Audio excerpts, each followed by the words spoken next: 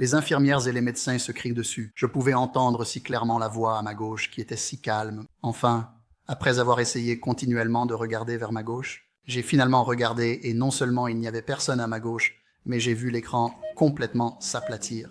À ce moment-là, en me voyant à plat, j'ai commencé à monter un peu vers le haut. La meilleure façon de le décrire, et j'ai vraiment des frissons chaque fois que j'en parle. Absolument. C'était comme si tout commençait à se libérer dans mon corps.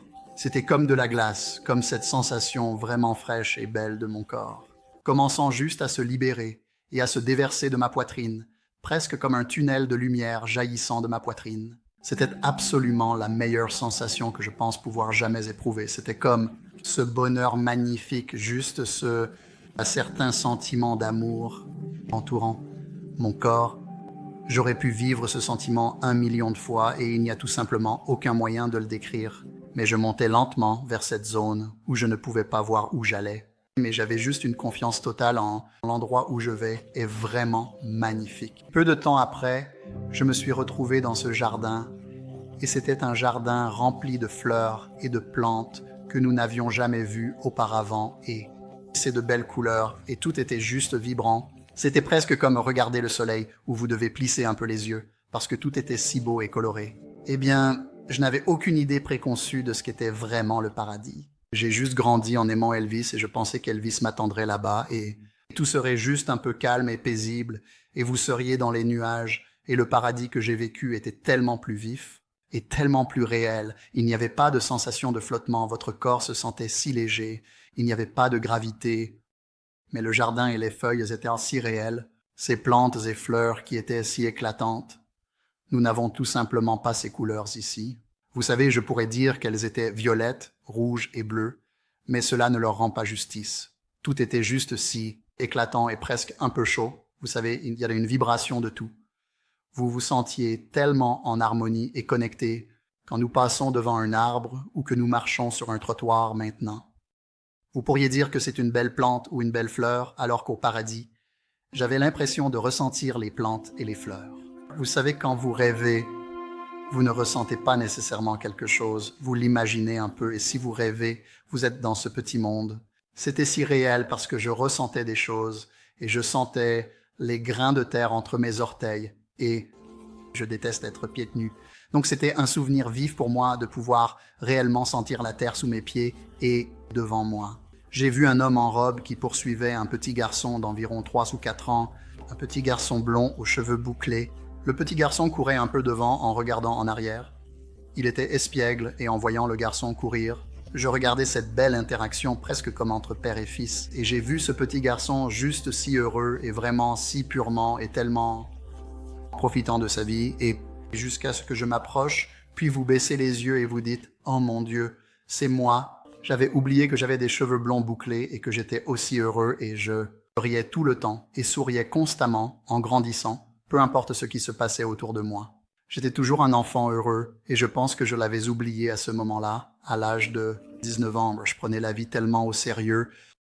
J'étais tellement préoccupé par ma carrière et l'armée et toutes ces choses que j'avais complètement oublié d'être ce petit enfant heureux. Et donc c'était un beau rappel de comment j'étais autrefois. Quand je vois l'homme se tourner vers moi, qui semble pensif et mystérieux, et je me demande ce qu'il pourrait vouloir dire ou faire. J'ai immédiatement su que c'était Jésus, et je devrais dire que Jésus ne ressemblait pas à ce que j'aurais pensé qu'il ressemblerait.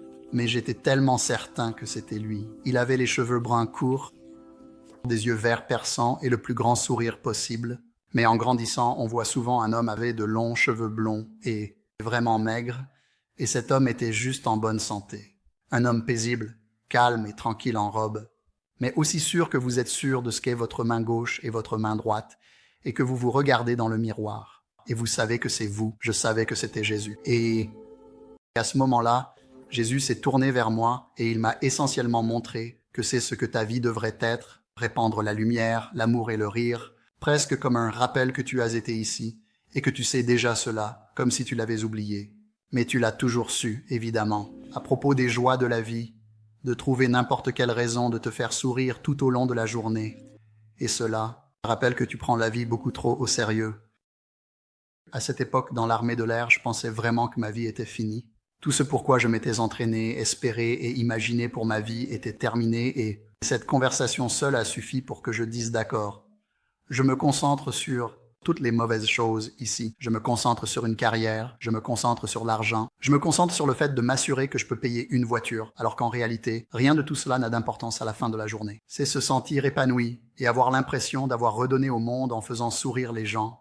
Et c'était vraiment une si bonne leçon de c'est ce que la vie est censée être pour toujours. Tu es censé toujours trouver de la joie, du rire et du bonheur, et nous sommes restés là pendant un bon moment, et le temps s'est arrêté. Je ne pourrais pas dire si c'était 5 minutes, je ne pourrais pas dire si c'était 5 heures. C'était cette durée de temps pour moi, pour acquérir tant de connaissances, que j'avais l'impression de déjà savoir, mais c'était une relation si amicale, que j'avais l'impression d'avoir passé tellement de temps avec eux dans le passé.